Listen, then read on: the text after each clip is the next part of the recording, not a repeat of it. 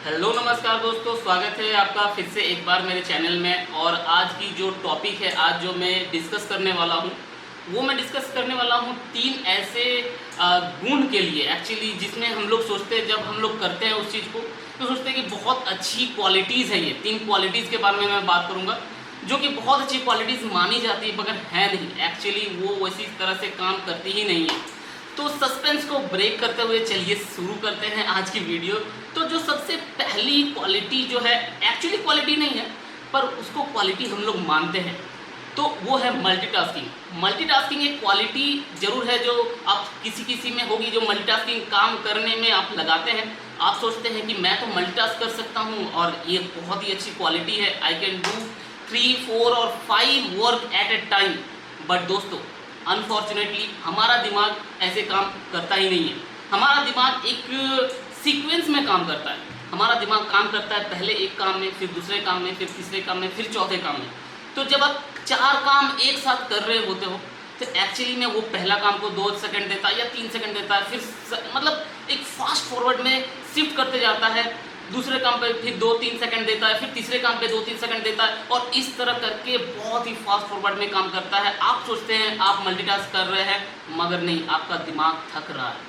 तो ये चीज़ नहीं करनी है। अगर आप मल्टीटास्किंग कर भी पा रहे हो पर नहीं करना है, एक टाइम में एक ही काम में फोकस करना है। अगर आप रीडिंग कर रहे हो, आप रीड करो। अगर आप एक वीडियो एडिट कर रहे हो तो आप एक वीडियो एडिट करो। अगर आप खा रहे हो तो खाओ। आप 3 काम 4 काम एक साथ मत करो। It effects on our body, it effects on our mind. तो वो पैटर्न ही बिगड़ जाता है। दोस्तों, दूसरा जो काम बहुत ही अच्छी क्वालिटी ऐसे हम लोग मानते हैं वो है ना नहीं बोलना। एक्चुअली में क्या है जानते हैं कि हम लोग अच्छा बनने का कोशिश करते हैं, और जो लोग अच्छे बनते हैं, अच्छे होते हैं, उन लोगों का फ़ायदा भी बहुत कोई उठाता है।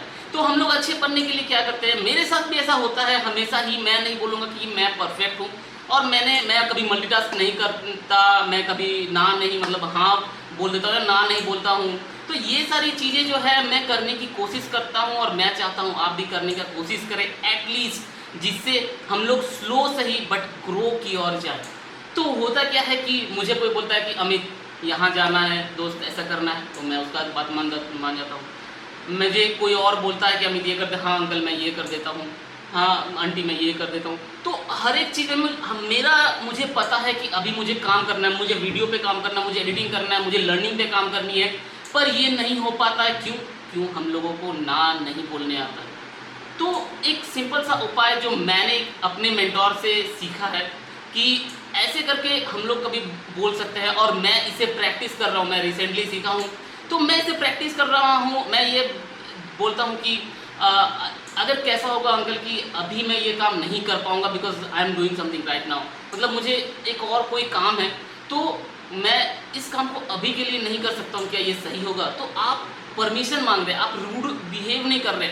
हम लोग का एक इमेज बन जाता है कि मैं जैसे कि मुझे कुछ बोलेंगे तो मान जाएगा। मेरे छोटे भाइयों को नहीं बोलते हैं मगर मुझे बोलते हैं, क्योंकि मैं मान जाता हूँ। तो ये एक इमेज बन जाता है। इस इमेज को अलग तरह से करना है, और इसे आप भी प्रैक्टिस करो। मैं भी शुरू कर दिया हूँ अपने लाइफ में।